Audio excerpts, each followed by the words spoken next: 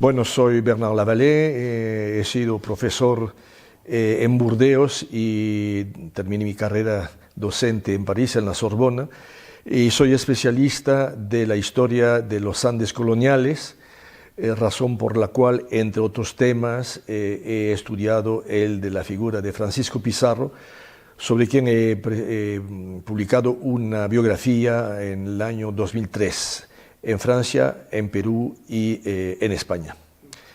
Y por eso creo que esta es la razón por la cual me han traído aquí para hablar en la ciudad donde nació de Francisco Pizarro. Bueno, la figura de Francisco Pizarro es una figura difícil de entender en la medida es que es una figura desde muchos aspectos contradictoria. Como muchos de los conquistadores, es un hombre que sale prácticamente de la nada. Se ha hablado mucho del hecho de que era hijo de padres no casados, de que supuestamente habría sido, se habría ocupado de las piaras de puerco de su padre en las inmediaciones de la ciudad. En fin, lo que sí es cierto es que muy joven se va a Sevilla y de ahí no pasa a América, porque todavía no se había descubierto, sino que se pasa de soldado al sur de Italia, donde está algunos años. No hay ningún dato, un documento sobre esos años, y lo que sí es cierto además es que ahí no descuella de ninguna manera.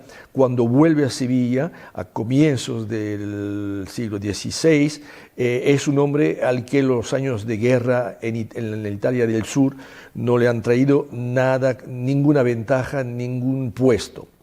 Entonces, cuando pasa a América en 1502, es un hombre que llega tarde a América. Ya son 10 años, han transcurrido 10 años desde el descubrimiento, la sociedad en Santo Domingo se ha instalado y a Pizarro, como otros muchos, solo le quedan puestos francamente de poca monta. La conquista, la pacificación, entre comillas, de la isla prácticamente ha terminado y solo participa en algunos operativos militares francamente y trascendentes.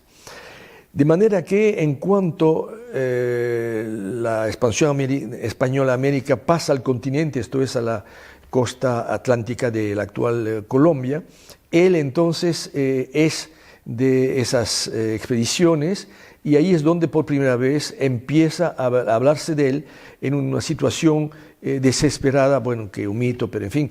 Y después van a ser largos y muchos los años de Pizarro en Panamá sin que realmente llegue a descollar. Obviamente será un año alcalde, obviamente está metido en algunos asuntos económicos, es encomendero, pero hay que tomar en cuenta lo que era la ciudad de Panamá en aquel entonces, no era nada. De manera que hay que esperar que intente con otros compañeros que vaya hacia el sur a descubrir al famoso Pirú. No se sabía exactamente qué era Pirú, si era un rey, si era un espacio. Y así van a pasar también varios años, serán varias las expediciones, hay que ir rápido, hasta que en 1532 empieza realmente la conquista del Perú. Y ahí encontramos a otro Pizarro. Pizarro ya no es un casi anónimo, uno entre muchos, sino que es jefe de una expedición, jefe de una hueste que va a tomar cada vez más importancia.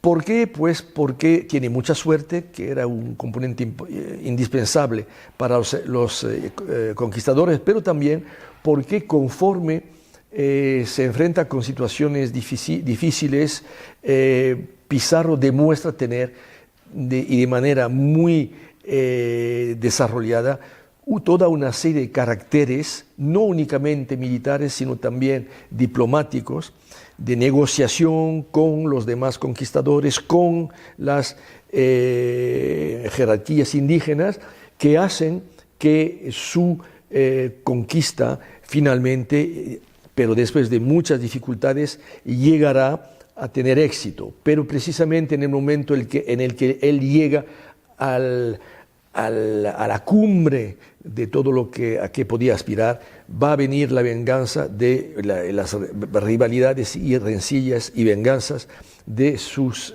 contrincantes, y será asesinado en Lima en 1542, y ahí termina pues esa vida en el fondo muy larga, bastante larga, porque cuando llega al Perú ya Pizarro es un hombre de edad para la época, pero que fue relativamente corta, porque los años de bonanza, de conquista, fueron escasamente 10 años para él.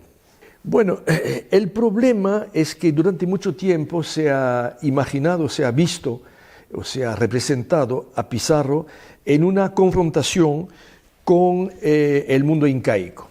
Obviamente ese elemento existe porque hay una guerra, la captura del Inca en Cajamarca, después la campaña hacia Cusco, después las campañas contra el cerco de Lima y el cerco de Lima, donde estuvo Pizarro, y el de Cusco, donde estuvieron sus hermanos, y hubo otras muchas guerras. El historiador peruano Juan José Vega ha calculado que fueron 12 campañas, pero también yo creo que es muy importante, y esto fue el tema que desarrollado hoy, que Pizarro, si bien fue un jefe de guerra, si bien fue un capitán, si bien fue un jefe de hueste, también fue de manera constante un negociador con otros compañeros de conquista, con otros conquistadores, a la vez amigos, cómplices y rivales, pero también con el mundo indígena. No hay que olvidar que cuando los españoles llegan al Perú, el imperio incaico está dividido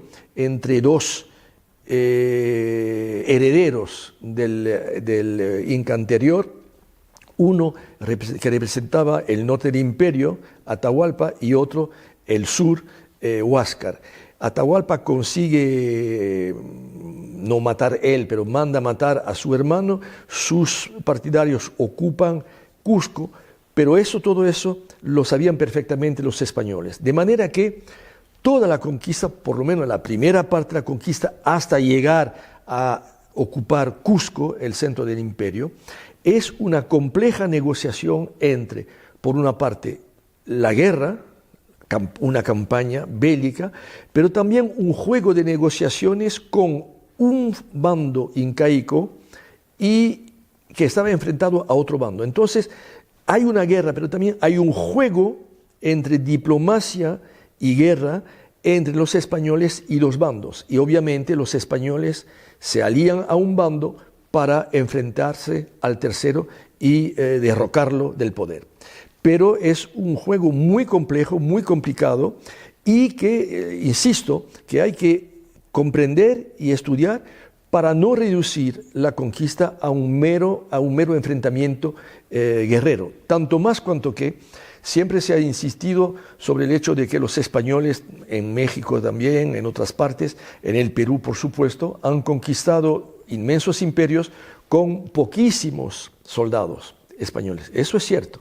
Cuando llegan los españoles a Cusco eran 400, en Cajamarca no llegaban a 200, pero no hay que olvidar que el ejército español era mucho más numeroso, porque además de esos pocos centenares de soldados españoles, había miles y miles de representantes, de soldados, de las etnias que los incas habían sometido en los últimos 150 años y que se aprovecharon de la llegada de los españoles para pensar que luchando contra los españoles, contra los incas, ellos iban a recuperar la libertad de sus propias naciones o etnias, lo cual obviamente fue un error trágico para ellos.